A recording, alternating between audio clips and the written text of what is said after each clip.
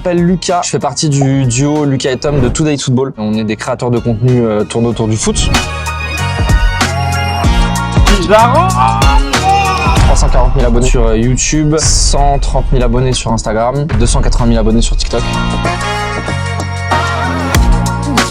Quel type de vidéo, par exemple, le joueur il pourrait faire là dès maintenant? Je pense qu'aujourd'hui, il faut se lancer sur des... Pour revenir sur le joueur qui avait été... c'est pas un peu moins cool, mais qui arrivait pas dans un bon mood, c'était...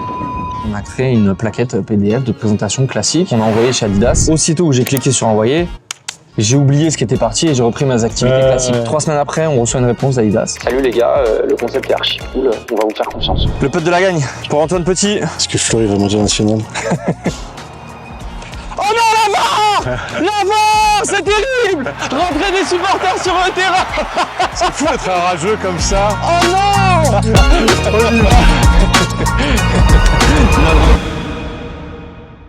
Bon Lucas, merci de me retrouver ici. Bah on est bien, hein? On est pas mal. Plutôt bon cadre. Pour situer le contexte, on est au golf de Bondoufle. On vient de faire une petite partie avec Lucas qui m'a rejoint. Bondoufle, pour l'histoire, c'est juste à côté du club de Fleury-Mérogis et de nos vestiaires, là où je joue dans mon club. Et je suis très heureux de retrouver Lucas. Merci de me retrouver. Et est-ce que tu peux te présenter un petit peu? Déjà, merci de l'invitation. On vient de faire un 9 trous, il m'a éclaté 5-2. Donc voilà, je suis un peu énervé, je vais peut-être pas parler beaucoup dans ce podcast. Merci à tous, bonne soirée, au revoir.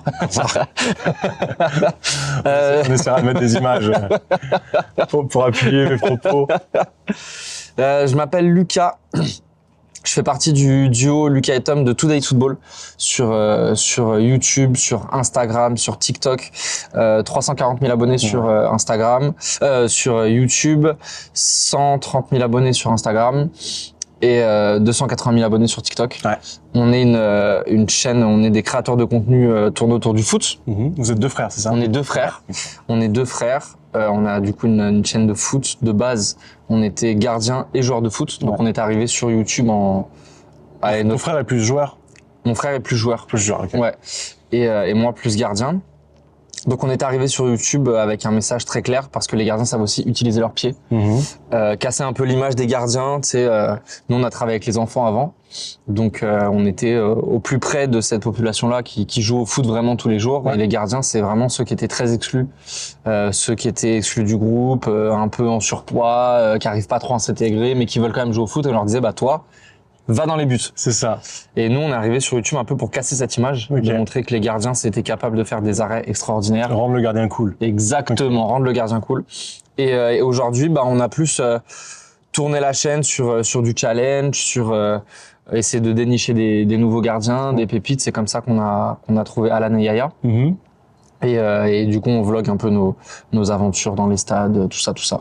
Donc le foot, c'est plus le foot au sens large. Ouais, c'est plus le foot au sens large, exactement. Vous démarchez des partenaires qui vont vous demander de promouvoir leur marque. Ouais, c'est ça. Et du coup, vous faites des tours. Là, j'ai vu que dimanche, vous étiez au Vélodrome. Tu peux nous raconter un peu cette expérience? En fait, on a été au Vélodrome avec Essilor, qui est le nouveau partenaire de la Ligue 1, un des nouveaux partenaires de la Ligue 1. Et en fait, ils ont une OP où ils ont un trophée, le trophée d'homme du match, Essilor, et on a eu la chance de le remettre ce dimanche à Adrien Rabiot. Adrien Rabiot. Ouais, c'était fou. Ouais. C'était fou d'être... Ça devait être une sacrée expérience. Ouais, déjà moi je suis supporter parisien. Je ne m'en cache pas, mais j'ai aucune animosité envers l'Olympique de Marseille. Je suis pas cet ultra et mon stade préféré en France c'est le Vélodrome. Ok. Et j'adore ce stade. C'est très bruyant, il y a beaucoup de bruit, ça crie pendant tout le match. Tu sens que voilà c'est le 12e homme en fait. Le stade il est tout le temps rempli et il y a tout le temps du boucan et même l'architecture du stade, je sais pas. J'aime bien ce stade en fait. Il y a une atmosphère particulière. Ouais, vraiment. C'est vrai. Donc ce qui est marrant c'est que du coup aujourd'hui donc t'as fait du foot étant jeune. Ouais. T'as joué jusqu'à quel niveau senior? J'ai joué à l'époque, c'était excellence. Donc aujourd'hui, c'est l'équivalent d'R3, je crois. Ok. R3 ou D1 à ce niveau-là. Ok. Mais t'as toujours été passionné par le foot? Toujours. Et ce qui est marrant, c'est qu'aujourd'hui, t'as trouvé un moyen de vivre de ta passion du foot. Ouais. Et tu vis des choses qui sont quasiment plus importantes que quelqu'un qui jouerait au foot à un niveau amateur, début de national, quoi. Bah oui, en fait, ce qui est bien, c'est que j'ai réussi à faire de ma passion mon travail, mais sans être dans la performance. Un joueur pro, comme un gardien pro, eux, leur but, c'est d'être performant, d'avoir toujours un niveau de jeu élevé. moi aujourd'hui la chance que j'ai, c'est que je peux percher des ballons et pas être remplaçant le week-end. Clairement. Putain, il y a personne qui te juge. Il y a personne qui me juge. Il y a personne qui te juge ou tous tes abonnés qui te jugent. Ouais, voilà, au C'est pire, je me fais différent. vanner, mais j'aime bien, tu vois. Il y a que toi qui es mis en jeu. Ouais, ta c'est ça. responsabilité. C'est ça, donc c'est cool de pouvoir vivre cette aventure grâce à tous les viewers. En vrai, Clairement. c'est grâce à eux et je peux signer des beaux partenaires, vivre des expériences extraordinaires. Tu vois, j'ai été avec Tom pendant 10 jours aux États-Unis à visiter des universités de jeunes Français qui étaient envoyés là-bas pour jouer au foot et allier foot et études. Excellent. Donc on a visité 4-5 universités. J'ai couvert la Coupe du Monde à Doha pendant 3 semaines à Doha, à regarder tous les matchs de l'équipe de France, à visiter la ville. C'est franchement à faire des voyages à Milan, à Dortmund, à Londres, à Madrid, à Barcelone. Franchement, c'est une vie de fou en fait. Ouais, ça t'a amené à vivre des expériences incroyables. Extraordinaire. Ouais, et plus que si tu jouais à un niveau amateur et Ouais. du coup, tu vis pleinement ta passion du foot. Exactement, mais par contre c'est un vrai travail. Ouais, bien sûr. Je me la fous pas douce. Hein. C'est Bien sûr. c'est Parce vraiment. que du coup, t'as plus d'activité à côté. Non. Et là, t'es full time sur Ouais. des football et ton contenu. Ouais, c'est ça. Ok. Ça a été quoi le déclic pour te dire, tiens, je peux commencer à gagner de l'argent avec ça? Le déclic, ça a été les premiers partenaires. Ok. Parce que avant, C'est qui ton j'étais premier partenaire mon historiquement? premier partenaire historique, c'est Adidas. Ok. C'est les premiers qui nous ont fait confiance. Ok. À l'époque, on n'avait rien. On n'avait pas de chaîne YouTube, pas de compte Instagram. On avait juste une plaquette de présentation PDF qu'on avait envoyée par mail. Comme ça, au culot. Comme ça, au culot, en fait, pour la petite histoire, le Today Football, ça fait 10 ans que ça existe officiellement. Ouais. Mais officieusement, ça fait beaucoup plus longtemps. Avec Tom, on allait sur les terrains pendant les vacances scolaires quand il y avait personne. Je posais mon téléphone dans ma chaussure comme ça. Et on filmait nos sessions frappe et arrêt pendant À 3 l'arrache. heures, à l'arrache totale.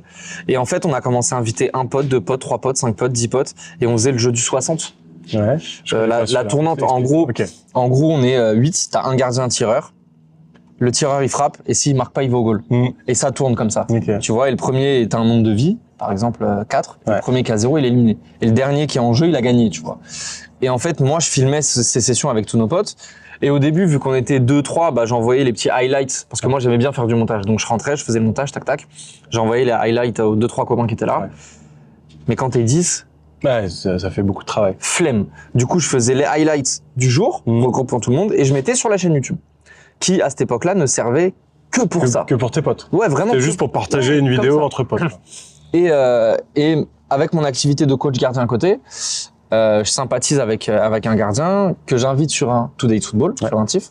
Et il me dit, mais là, vous avez de l'or dans les mains, vous Un gros concept. l'utilisez même pas. Un gardien connu, c'était. Non, c'est un juste un gardien pote comme amateur, ça. sauf que ce mec-là, en fait, c'était le DJ de la marque Adidas pour leur soirée. Ok. Il me dit, moi, je connais des gens chez Adidas, ça peut les intéresser. Ah, c'est comme ça que t'es venu l'idée d'écrire à Adidas, envoyer un pitch, un script. Exactement. Et du coup, bah, on a créé une plaquette PDF de présentation classique qu'on a envoyée chez Adidas. Mais vraiment, quand le mail il est parti, j'ai dit bon allez hop, Moi, je passe à autre chose parce ça que va finir dans un spam. À ce moment-là, tu avais une autre activité. Ouais, Vous aviez oui. tous les deux une Ouais. T'es plus jeune. Ouais, en fait, moi j'étais directeur adjoint de centre de loisirs Ok. à la mairie de Neuilly-sur-Seine. J'étais Ouais. fonctionnaire et Tom était dans mon équipe d'animateurs. Ah, ok. Et moi, ça c'était vraiment. Le mail il est parti dans une adresse mail chez Adidas, dans un spam, dans un courrier indésirable de mecs qui gèrent Messi, Pogba, Zidane, Beckham. Voilà, moi je savais que ce mail n'allait rien donner.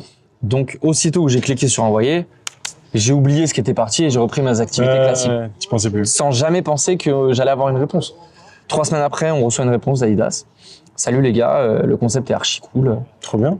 on va vous faire confiance. Excellent. Et du coup, on a reçu un premier colis avec des crampons de pro, des ballons de pro, des tenues de pro. Ouais. Et en fait, à ce moment-là, on s'est senti redevable parce qu'on s'est dit putain, il y a une marque mondiale Qui me fait confiance. qui nous fait confiance. Ok, on va créer une chaîne YouTube, on va devenir des créateurs de contenu en fait. Et tout est parti de là. Ok. Tout est parti de là. Et en fait, ça a pété très vite parce qu'on est arrivé sur une place où il y avait personne. Il y avait personne là. Il y avait 2 Anglais.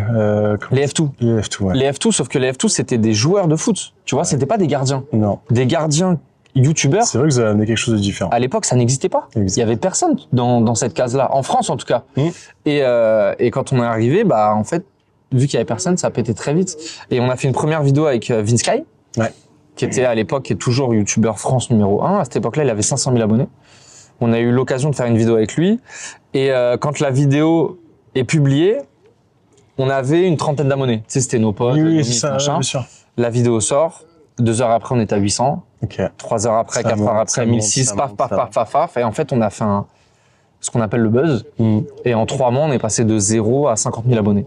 Excellent, ok. Sur YouTube. Sur YouTube. En plus, YouTube qui sont les abonnés les plus durs à aller chercher. Ouais.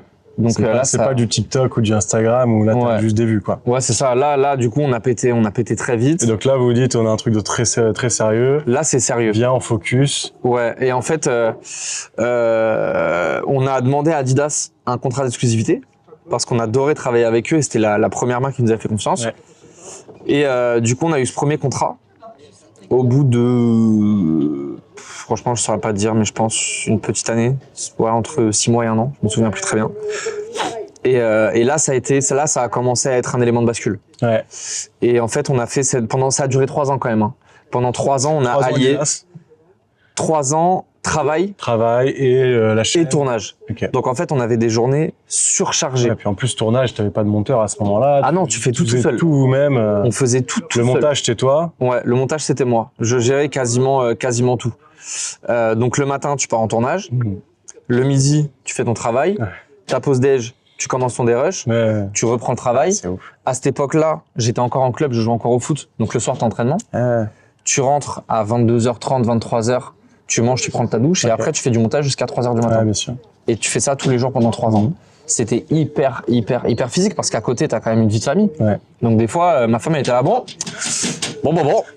Quand est-ce qu'on partage quelque chose ensemble?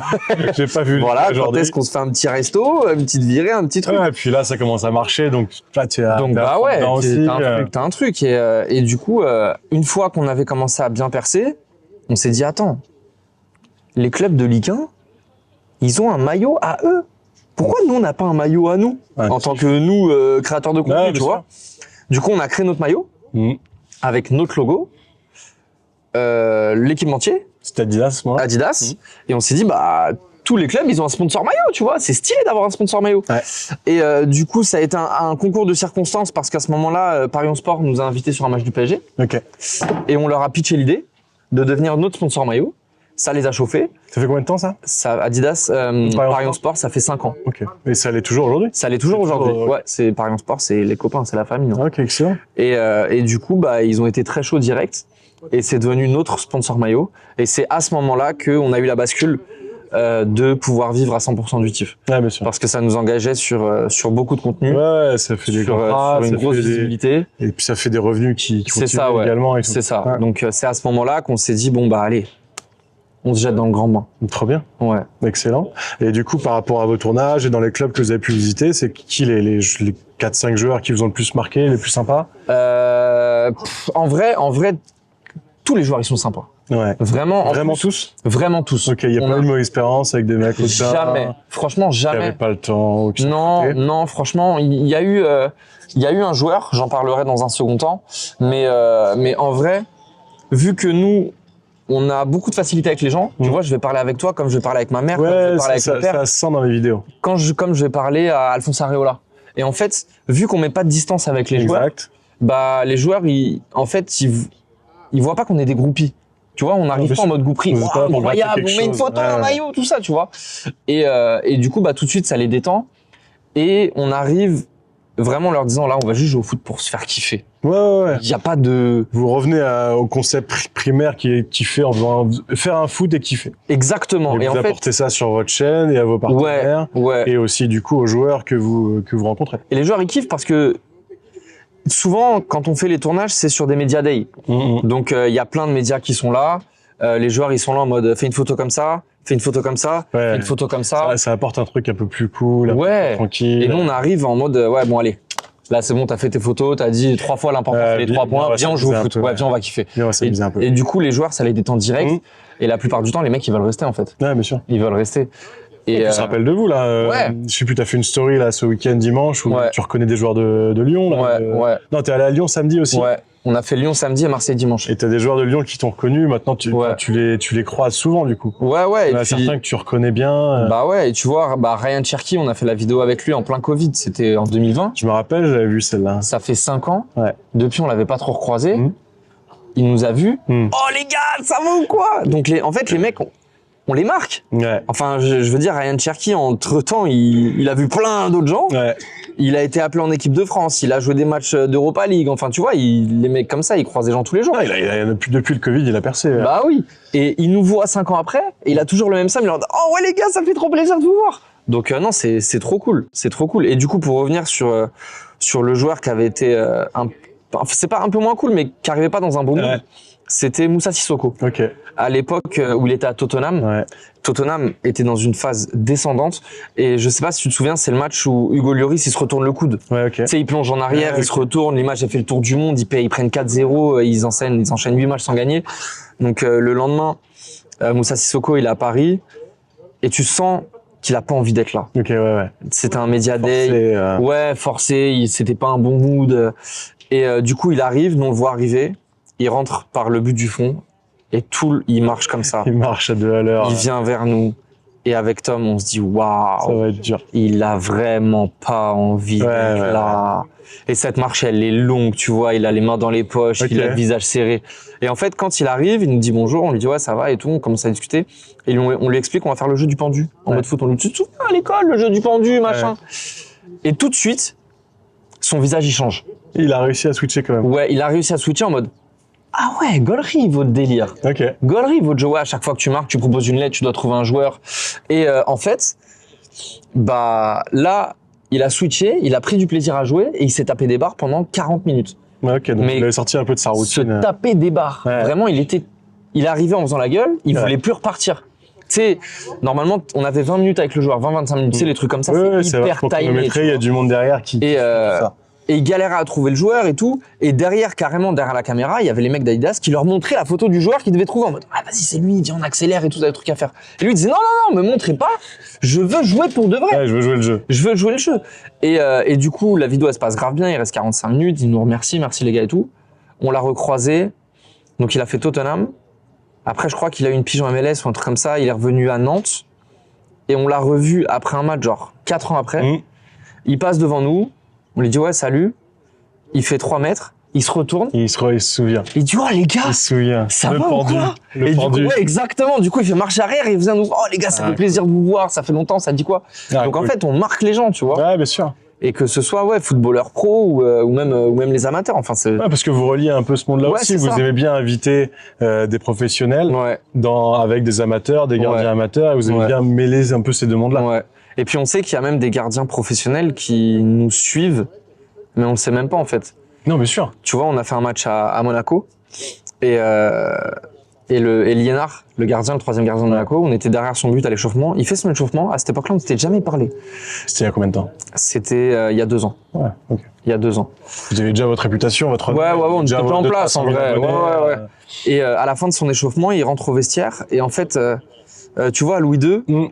L'entrée des vestiaires elle est un peu sur le côté au poteau de corner. Exact. Et lui au lieu d'y aller direct, il fait le tour de son but par derrière pour venir nous voir en nous checkant et là il nous dit ouais les gars c'est trop bien ce que vous faites et tout. Et nous on était choqués vraiment en mode qui vous reconnaissent. Ouais. Ok. Tu sais maintenant il y en a encore plus. Ah ouais c'est sûr. Tout le monde c'est sûr. Au moins tous les francophones vous connaissent. Ouais et des fois on croise des regards comme ça de joueurs pros et maintenant on arrive un peu à reconnaître tu vois les mecs dans le regard tu sens que ils nous ont déjà capté. Ouais, c'est ça. Et c'est comme ça qu'on a compris que Zaïre Emery nous connaissait en fait. Ouais, bien sûr, ok. Tu vois, on l'a croisé 2-3 fois sur des événements où, tu sais, le regard, il bloque. Il passe pas, il bloque, ouais, bien sûr. Tu sais, comme ça, petit signe de tête. Ouais. Et tu dis, un truc en vrai. Ouais, j'ai commencé à faire un truc. Ouais, il y a un truc en vrai. Je commence à avoir une. Ouais, quand tu le croises 2-3 fois, il dit, ouais, les gars, ça va et tout. Tu vois, les Mike Maignan, tout ça, tu dis, ouais.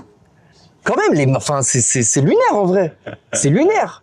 Les mecs, ils sont là, c'est des footballeurs professionnels, ils jouent en équipe de France, ils jouent des euros, ils bloquent sur toi. Je pourrais les regarder à la télé, mais ils me reconnaissent aussi. Ouais, c'est de la reconnaissance. C'est incroyable, c'est un délire. Mais c'est un peu le pouvoir des réseaux sociaux et de la création de contenu aussi. Ouais. Est-ce que vous avez des exemples de joueurs pour qui vous avez donné une vocation à justement faire du contenu, à continuer de faire du contenu? Est-ce que vous avez des sollicitations de joueurs qui se disent putain je commence à vouloir faire du contenu, j'aimerais bien parce qu'il y a de plus en plus de joueurs qui se disent et qui connaissent l'importance de commencer à augmenter ses réseaux, faire des vidéos, parler un peu de soi. Il y a pas longtemps, pas eux directement, mais via leurs agences ou leurs agents. Ouais. L'exemple, le dernier exemple qu'on a en date, c'est Miko Tadze. Ok. son agent que Super sympa lui d'ailleurs, non? extraordinaire. Ouais, il a l'air super Quelle naturel, rencontre. super humain, naturel. Mais Georges, Ouais. Georges, on oublie trop souvent, il s'appelle Georges. Georges. Quel prénom. Et en fait, je reçois un message WhatsApp de son agent avec qui je m'entends bien, que je connais et tout. Et il me dit, ouais les gars, est-ce que ça vous intéresse de tourner avec Georges Nikotadze, tout ça? Donc là, c'est lui qui, C'est lui qui démarche. La démarche vient du joueur ou de son agent, mais ça vient pas d'un partenaire ou d'un créateur. Non, c'est le joueur en Ouais, direct. mais c'est super intéressant, je trouve. Et nous, forcément, carrément. Et dans ce sens-là, bien sûr. Carrément. Et du coup, on a fait le tournage à Lyon, on s'est déplacé.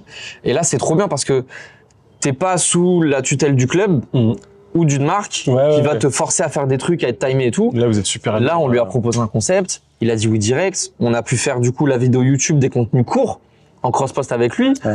Donc, et puis ça te donne une autre image du joueur. Clairement, évidemment. Parce que dans les médias ou sur le terrain, t'es habitué à, comme je t'ai dit, performance, passe D, but, athlète, être jugé sur vraiment les performances. Là, dans notre vidéo, on a découvert l'humain. Le joueur qui rate une frappe et qui se tape une barre, en fait. Clairement, ouais.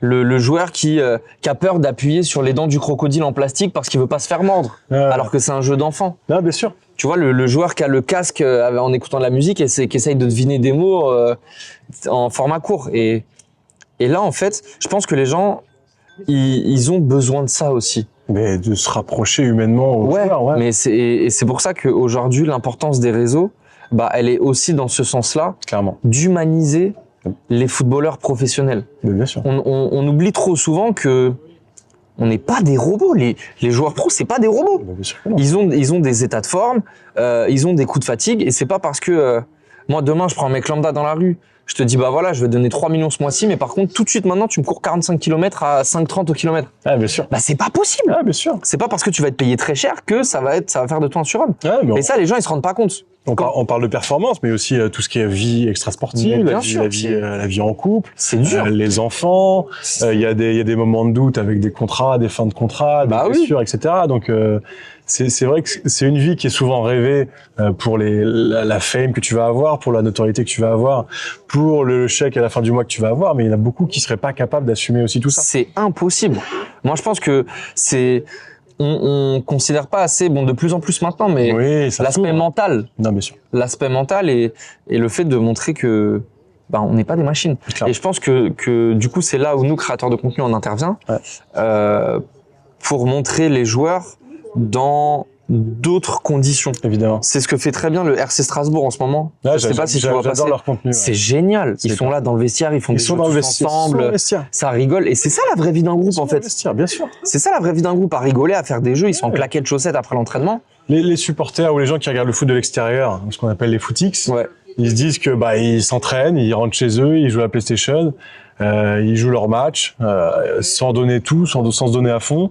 Le soir, ils vont sortir en boîte et rebelote. Alors qu'il y a des humains derrière qui ont des goûts différents, des envies différentes, des passions différentes, qui sont vulnérables, qui sont sensibles, et qui ont des motivations tous aussi différentes, qui ont des cultures différentes. C'est vachement riche et c'est pour ça que il y a beaucoup de choses qui pourraient être racontées sur les réseaux, sur le contenu. Et je te parlais tout à l'heure, quand on faisait la partie de golf là de Bryson DeChambeau, le golfeur américain qui, il y a 3-4 ans, il était détesté sur le PGA Tour parce qu'il était sujet à s'énerver, il avait un peu une tête à claque imblairable.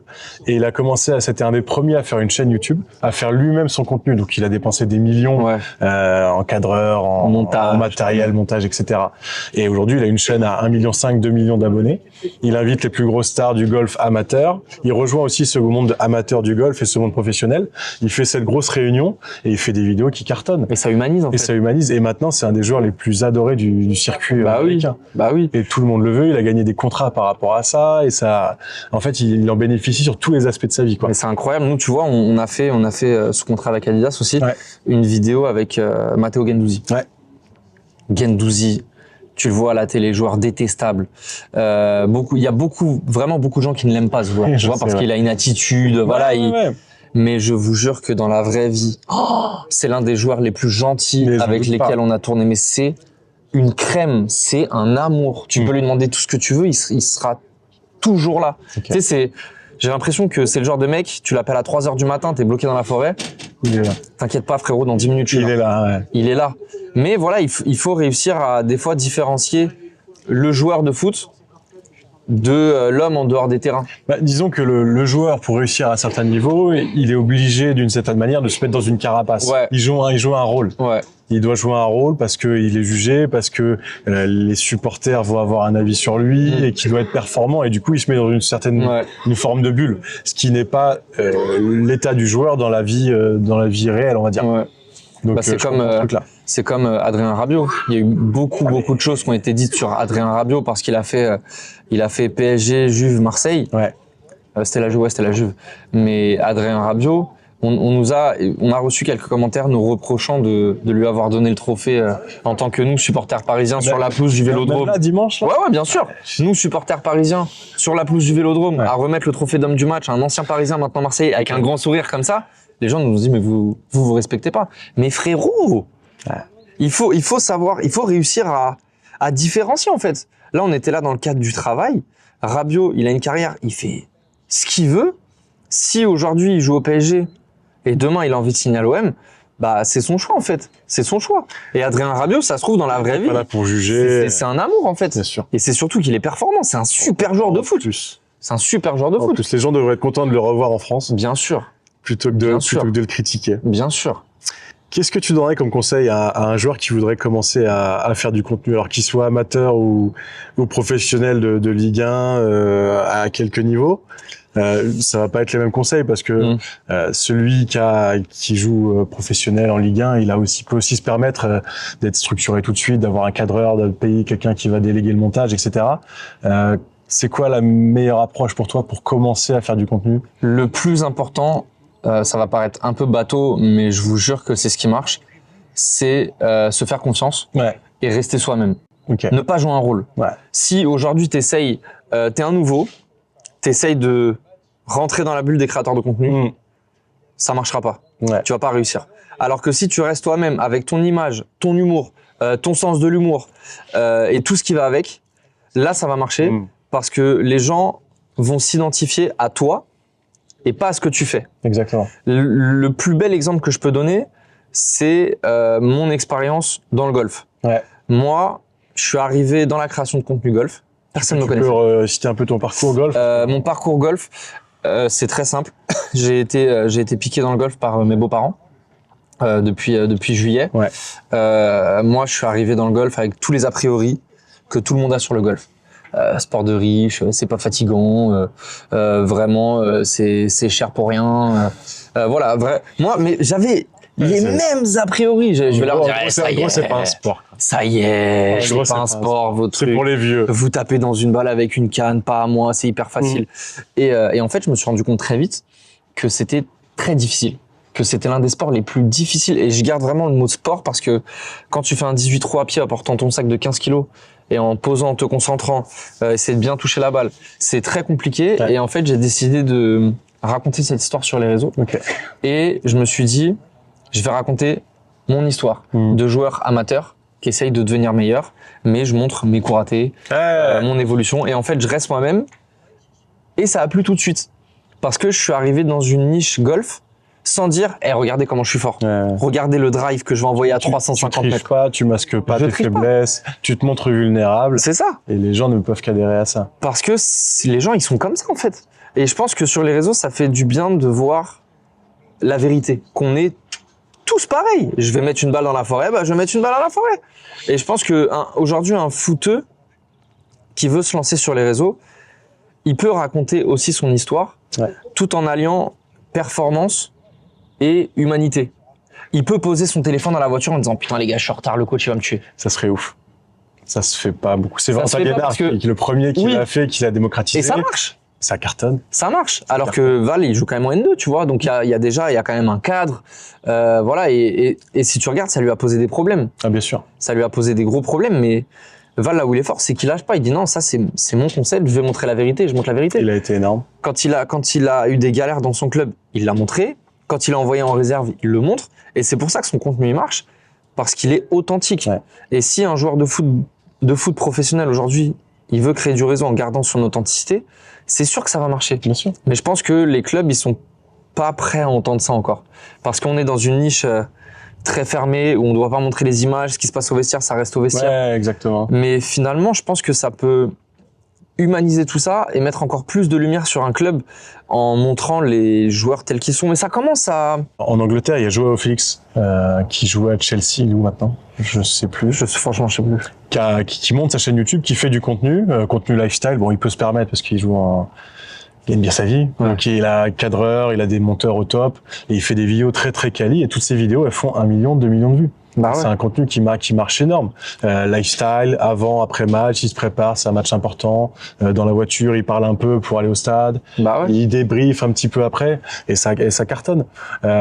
Après, dans un autre style, quand tu parles de rester authentique et de rester égal à soi-même, Adil Rami, très bon exemple. Adil Rami, très bon exemple. Parce que mais il est en post-carrière. bien sûr. Il est en post-carrière. Mais bon, il se montre sur le contenu qu'il fait comme il est réellement. Oui, tu vois qu'il triche pas. Il triche pas. Valentin Liénard ne triche pas dans sa façon d'être vulnérable et de montrer ses réussites et ses échecs. Ouais. Et Adil Rami est le même qu'il était joueur, bien sûr. déconnant, et c'est pour ça que les gens adorent. C'est Twitch, ça cartonne. Ah bah ouais. Et tu vois, dans cet esprit de montrer les joueurs en vrai, ceux qui sont très forts, c'est l'équipe de France. Ouais. Les vidéos d'équipe de France, les inside équipe de France. Ouais. C'est ça qu'on veut voir et c'est les vidéos qui marchent le mieux. Les gens veulent. C'est à quoi ils jouent quand ils sont dans l'avion, les réactions quand l'autre il met un contre Uno. Enfin, c'est la vie que nous on mène en fait. Ouais, ou la vie que les gens rêveraient de mener aussi. Rêveraient de mener aussi. Bien sûr. Donc ouais, non, c'est tout ça, c'est en fait ça. On revient toujours au même point, c'est l'authenticité. Ok. Rester soi-même. Ton premier point pour le joueur qui voudrait faire du contenu, c'est de rester, trouver des concepts et se montrer authentique. Ouais, rester authentique. Okay. La deuxième chose, c'est une fois que tu as trouvé ton authenticité, donc qui sera ton concept, c'est la régularité sur les réseaux. Ouais. Aujourd'hui, c'est le deuxième point le plus important. Si tu mets une vidéo YouTube hyper quali où tu es hyper authentique, mais que la deuxième tu la sors 6 mois après, algorithme to be. T'as perdu ton audience. Algorithme to be. C'est fini. C'est fini. Donc c'est vraiment la régularité.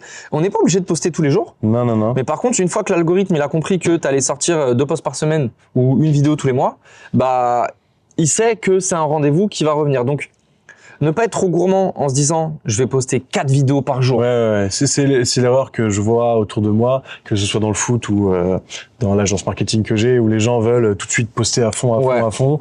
Ils ont un rush d'envie au départ, et après ça s'essouffle et du coup tu perds en régularité et après les résultats sont moins bons, du coup les gens arrêtent et c'est voilà, ça s'arrête. En fait, les réseaux, c'est un marathon. C'est pas un sprint. Bien sûr. Donc tu peux pas mettre 8 posts en 5 jours et après plus rien faire. Non, évidemment. Il faut que chacun trouve son rythme. Le but du jeu, c'est le marathon, c'est le courir.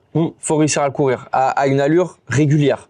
Donc si ton allure c'est 2 posts par semaine, bah, c'est très bien. Si ton allure c'est 3 posts par semaine, c'est très bien. Mais par contre, cette allure, il faut que tu sois capable de la garder. Cette allure, il faut que tu sois capable de la garder pendant 1 an, 2 ans, 3 ans, 5 ans, 10 ans. Mais d'où l'intérêt de commencer le plus tôt possible. Et le conseil de commencer aussi en carrière, c'est encore mieux parce que du coup, tu capitalises le temps de ta fin de carrière. Tu as encore plus de contenu et de choses à raconter pour être prêt à la fin de ta carrière. Exactement. Tu as bâti une communauté, tu peux capitaliser dessus, tu peux aller chercher des partenariats, faire des choses. Exactement. Donc, c'est tout autant à prioriser de commencer pendant sa carrière, le plus tôt possible. Mais pour ça, voilà, il faut aussi être malin dans la manière de le faire. Parce que si tu passes pas les bons messages dans tes réseaux pendant ta carrière, après ça va être compliqué de raconter un autre message à la fin de ta carrière. Clairement. Donc voilà, on en revient toujours au même point, l'authenticité. Authenticité, régularité. Si tu restes le même et que tu triches pas, il n'y a pas de raison que tu changes à la fin. Exactement. Et que tu te montres sur un lieu différent. Quel type de vidéo, par exemple, le joueur il pourrait faire là dès maintenant? Si il veut commencer quelque part. Il a trouvé sa voix, son authenticité, il s'est trouvé, il sait à peu près ce qu'il veut raconter, mais quel type de vidéo il pourrait faire? Je pense qu'aujourd'hui, faut se lancer sur des formats courts. Du TikTok, Instagram, en régularité plus abondante que des vidéos longues. Aujourd'hui, une vidéo YouTube, ça te demande plus de travail qu'une trend TikTok. Puis c'est du travail, c'est aussi un budget, une vidéo YouTube. C'est un budget, tu fais pas une vidéo YouTube comme ça coûte pas 10 € à faire. C'est ça. il y a le cadrage, la vidéo, le montage, Ouais. la photo YouTube, etc. Donc Exactement. c'est un budget à prendre en compte. Ouais. Alors que TikTok, t'as besoin d'un téléphone, d'une Ouais. idée et ça peut être plié en 3 minutes. Ouais, pour commencer, c'est le top. Ouais, c'est le top. Donc être régulier sur les formats courts. Et Quel type de vidéo, par exemple, des challenges? ouais, des petits de la challenges, face cam, des discussions. Bah, en vrai, ça va dépendre de ce que le joueur veut montrer. Ouais. Si lui, c'est tous les matins, je pose mon téléphone dans ma voiture et je dis bah là, je vais à l'entraînement, j'ai mis 10 minutes de retard. Aujourd'hui, dans ma voiture, regardez, j'ai mis ce top là.